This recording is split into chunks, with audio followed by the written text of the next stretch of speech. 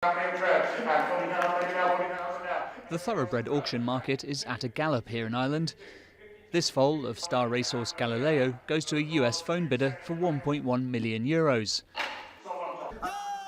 Ireland's thoroughbred sales market is the second largest in the world behind the US, but there are worries here that it could be threatened by the UK's exit from the European Union. So if there is a hard border, it's going to mean enormous paperwork problems, enormous red tape problems, maybe tariffs, we don't know. I mean, the problem is I think the British government themselves don't know what's happening, so how can we know what's happening? It is very worrying.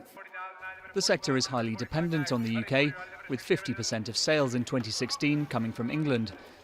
At the moment, there are no export duties, but if the UK leaves the single market, there could be a tax of 13.5%. Even sales to the continent could be affected, as they're usually sent via England. If there are further delays and expense, you see, if the whole thing costs a bit more, people will be less inclined to send horses over, certainly for the bread and butter race. The sector was badly hit by the financial crisis of 2008. Not long after it's got back on its feet, it could be laid low again by Brexit. You got us into this, that's fine. Now do something about it. So get on with it. And then when you are, think about the small industries and think about the effect it will have. In Ireland, the racehorse sector is worth €2 billion and employs more than 30,000 people.